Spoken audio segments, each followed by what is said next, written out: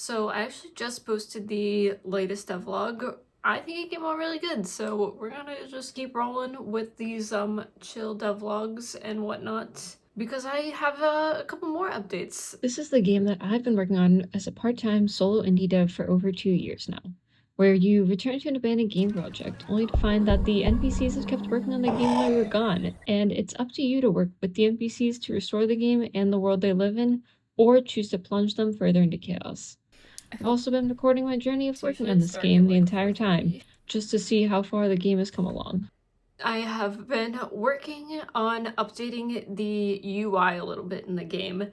And part of this was, one, fixing some of the old UI and just trying to make it better. And then two, I have a lot of information in this game. And for the most part, I've been using these logs that you see at the bottom of all of the NPCs in pretty much every single devlog. But I finally implemented a way to turn these off, thank God, because they're just kind of distracting. And at this point, like, I need the logs, but like I don't need them all the time. They're not going to be in the real game. So finally got it so that they can toggle on and off. And the problem with not having these stat bars, I realized though, is that you can't tell what's going on with the NPCs. You know, the debug logs were for me. I still need them. They give me all of the information for the AI system and I can see if things are broken. And, you know, the player's not going to need all of that information, but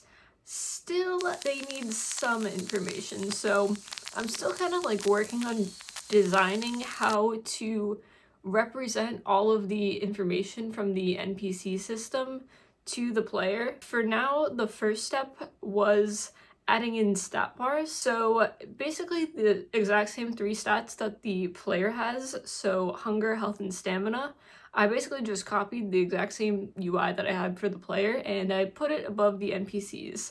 I originally experimented a little bit with just having like the icon and then the number value that the NPC is at, which is just from 0 to 100. But then I was like, why am I not just reusing the stat bars that I already have for the player? Because the player stats work exactly the same way as the NPC ones. And also this just looks a lot better and it's a lot cleaner. So yeah, now there's little like stat bars above the NPCs that will allow the player to be able to tell, you know, hey, this guy, he needs a little bit of food, maybe I can help him out. Or, you know, now if you're trying to kill any of the NPCs, you can see how long it's gonna take you. Currently, I just have these with the ability to either be in the on or off state. So I don't think they're gonna constantly be shown the stat bars. I'm not exactly sure how I'm gonna do it yet. Either something more like a spell that the player has like a cooldown for them to be able to see the stats, or also just something that they can maybe toggle it temporarily. But for now, you know, it's fine. I'm just gonna kind of leave it and then come back to that a little bit later, I think.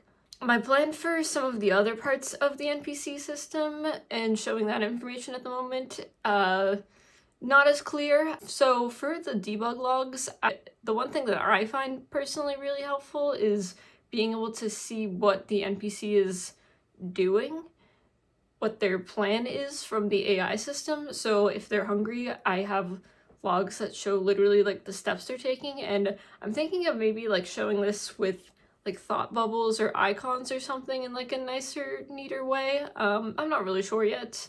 I'm also just a little worried that there might be like too much information that I'm trying to portray, but you know, that's all part of a good design iteration, is how to represent information in a way that is not like insane, if that makes sense. But the other part of the UI that I also worked on just updating was the crafting UI. I've had the crafting UI kind of done for a couple months now, but it's pretty rough, pretty janky. I mostly just, you know, wanted the functionality working, and the functionality does work.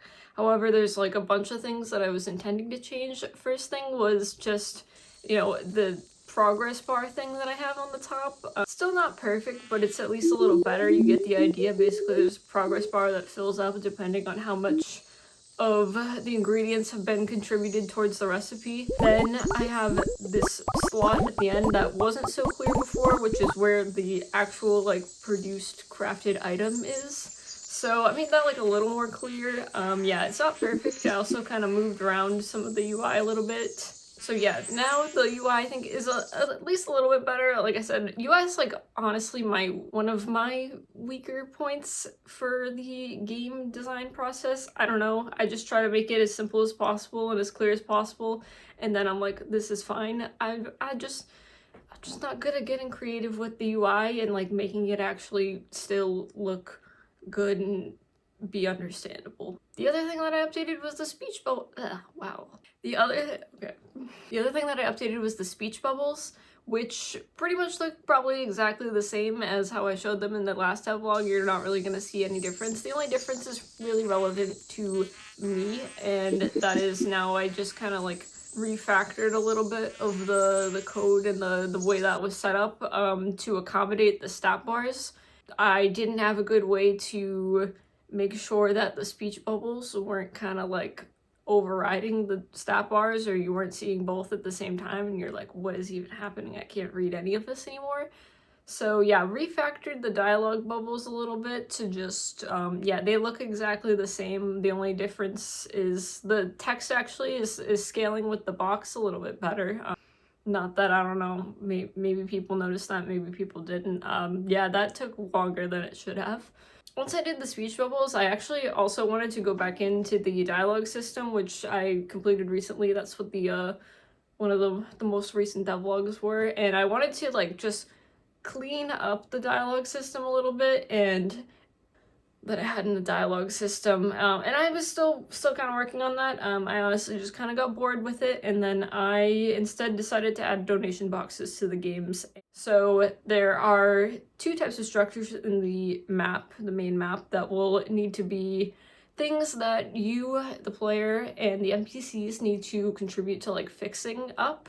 Either probably at the start of the game, potentially might make these structures things that naturally get broken by like the corruption in the game. I haven't really decided yet. I'm not sure if that's gonna be like too annoying. But regardless, I made it so now there's a way to track whether things like these stairs or the bridges are either just broken or not broken. And then I added in these donation boxes, which I'm still working on setting up, but I got it mostly working. Basically, all you gotta do is there's like a recipe for like what needs to be donated in order to fix the structure. So for now, just having them only donate wood. But once the donation goal is reached, basically, you know, you contribute enough resources and it just rebuilds the structure. That's pretty much it, not much more to it. Eventually, the next thing I'm gonna add is having the NPCs also contribute to these donation boxes. This is a mechanic that's kind of similar to the one in Animal Crossing where you can like build bridges and there's that little like guy that looks like a tree thing. And then he like asked you to donate money to him to build the bridge and whatnot.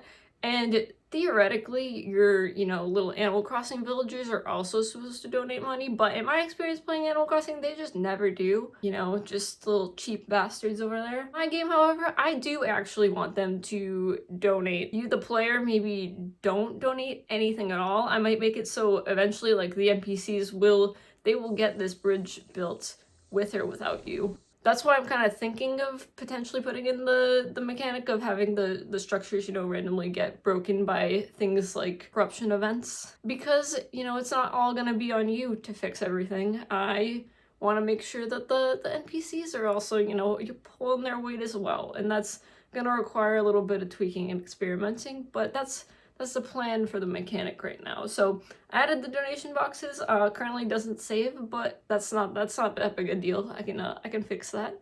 But yeah, other than that, I didn't really do too much else. I just did, you know, a couple of like really small little environmental sprites I think I added in.